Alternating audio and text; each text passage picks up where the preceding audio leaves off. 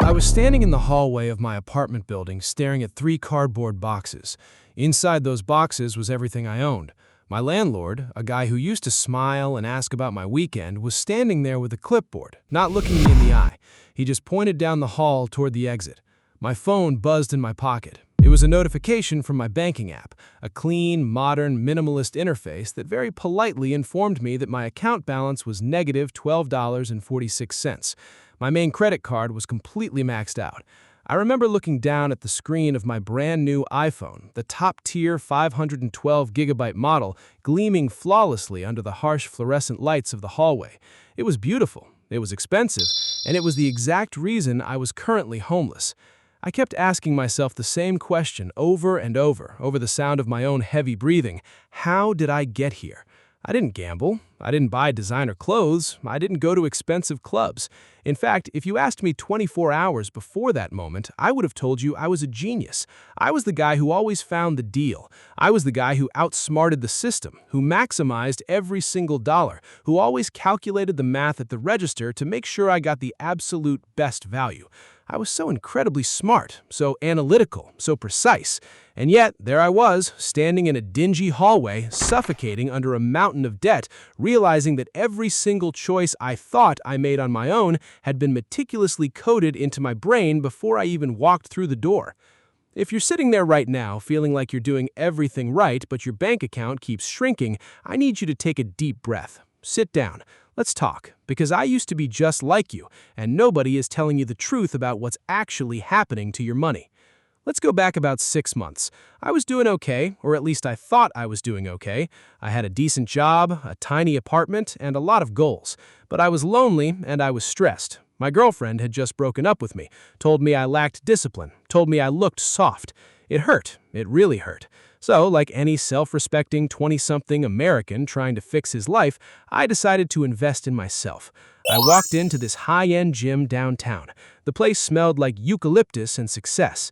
The girl behind the front desk looked like a fitness influencer. She handed me a laminated pricing sheet. It had 3 columns. The first option was a 1-month pass for $50. The second option was an 11-month commitment for $190, and the third option was a full 12-month VIP membership for $200. I stood there, looking at that paper, and my brain immediately went to work. I did the mental math. 11 months for $190 means I'm paying over $17 a month. But if I just pay $10 more, just a crisp $10 bill, I get a whole extra month. The 12-month package was practically screaming at me. It made the 11-month option look completely idiotic. I looked at the receptionist and said, "Give me the 12-month VIP." I walked out of that gym feeling like an absolute king. I had just outsmarted a major corporation. I saved money by spending more. I was a financial wizard. Every single morning after that, I started going to this massive, trendy coffee chain shop across the street from my office. I needed the energy. I needed to look like a professional. I'd stand in line, look up at the menu board, and there was again. Small coffee, $3.50. Medium coffee, $5.50. Large coffee, $6. Every morning, the exact same script played out in my head. Why on earth would anyone buy the medium? It's $2 more than the small, but the large is only 50 cents more than the medium. If I buy the medium, I'm getting ripped off. If I buy the large, I'm getting a massive cup of premium caffeine for basically pennies. It's a steal. So every day, $6 went onto the credit card. $6 plus a tip because the iPad screen gave me anxiety. I'd walk to my desk holding this giant, heavy cup of coffee, feeling like a productivity god. Then came the day my old phone finally died. The screen shattered, the battery was draining in an hour, and I needed a phone for work. I couldn't miss emails. I walked into the Apple store. If you've been in one, you know the vibe. It feels like a temple of the future. The sales associate, this incredibly nice guy named Brandon, who wore a blue shirt and talked to me like we were best friends, walked me over to the display. I told him I just wanted the basic iPhone, the 128GB version for $799. I told him I was on a budget. Brandon smiled, nodded sympathetically, and then he casually pointed to the screen. He said, "Totally understand, man, but just so you know, the 256GB version is $999. But right now, we have a tier upgrade, where the 512GB version is only $1099. I froze. My brain started firing on all cylinders. 128 gigs felt small. 256 gigs was $200 more, but the 512 gig version, double the storage of the medium one, was only $50 more than the medium. $50, that's it, for double the space? I looked at Brandon, I looked at the phone. If I bought the medium, I was losing money. I was leaving value on the table. Ngu zi humor? I pulled out my credit card, Brandon signed me up for a low monthly payment plan, threw in a financing fee, and I walked out into the sunlight holding a box containing a miniature supercomputer, completely convinced that I had just won a prize. But here's what they don't tell you about winning. Eventually, the bill comes due. It started as a slow, quiet trickle. A few weeks went by and the excitement of the new gym wore off. I went the first week 3 times, the second week twice. By the third week, I was too sore, too tired, too overwhelmed with work. The gym was 20 minutes away, and every time I thought about going, my brain found an excuse. But every single month, like clockwork, that $200 charge, broken down into financing increments with interest, hit my card. Then the coffee started catching up to me. Because that large cup was so massive, so overloaded with sugar and caffeine, I would experience this horrific crash at 2 o'clock every afternoon. My eyelids felt like lead. I couldn't focus. So what did I do? I went down to the vending machine, or I ordered a pastry, or I bought another energy drink, a double decoy. The $6 a day wasn't just $6 anymore. It was 12. It was 15. Multiply that by 30 days. That's nearly $200 a month just on flavored water and survival fuel. Then came the avalanche. It was a Tuesday night. I was sitting at my desk, the air conditioning hummed, and I decided to finally open my financial statements. I had been avoiding it for weeks. You know that feeling, right? That pit in your stomach where you know the number is bad, but you pretend that if you don't look at it, it doesn't exist. I logged in. The numbers didn't just jump out at me, they hit me like a physical blow.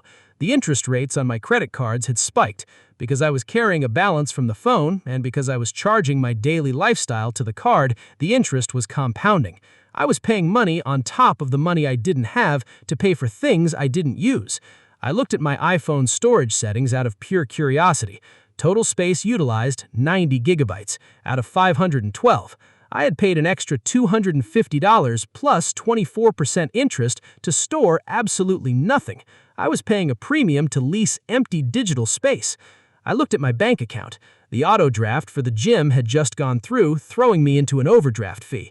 $35 penalty because I didn't have enough money to pay for a gym I hadn't stepped foot in 3 months. I sat there in the dark, the blue light of my overpriced phone illuminating my face, and I felt a wave of complete, unadulterated panic. I started calculating the next month's rent. I didn't have it. I didn't even have half of it. I tried to transfer money from another card, but it was declined, maxed out. The system had caught up to me. The trap had sprung.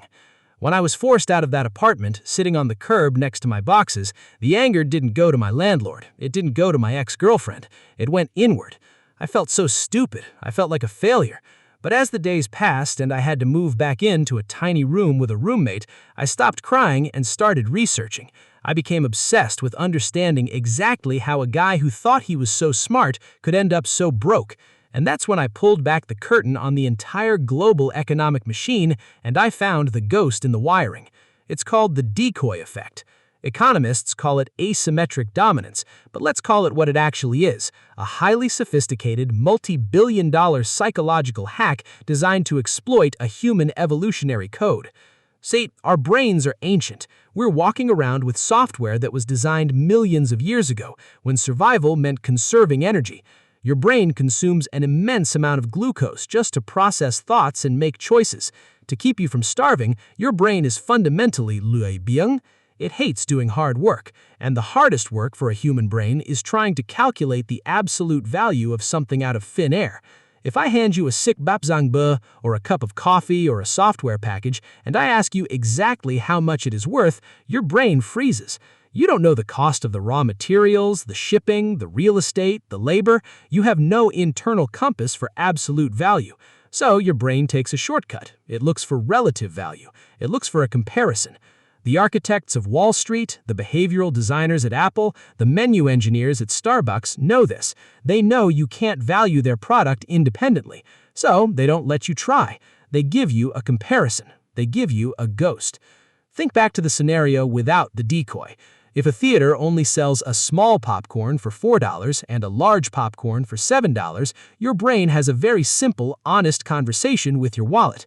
You think, $7 is a lot of money for corn and butter. I'm alone. I don't need that much. I'll just buy the small for $4 and save my $3. In that scenario, the anchor is your own bank account. The corporate revenue stays low. So how do they force you to give them the $7, or better yet, $8, without making you feel angry? They introduce the medium, the decoy. They price the small at $4, the medium at $7, and the large at $8. Look at what just happened. The medium option is not there to be sold. It is designed to die. Its entire purpose in life is to be an ugly, overpriced, nonsensical choice. Because the moment your brain sees that the medium is 7 and the large is 8, the entire conversation in your head changes instantly. You completely forget to ask yourself if you even want popcorn.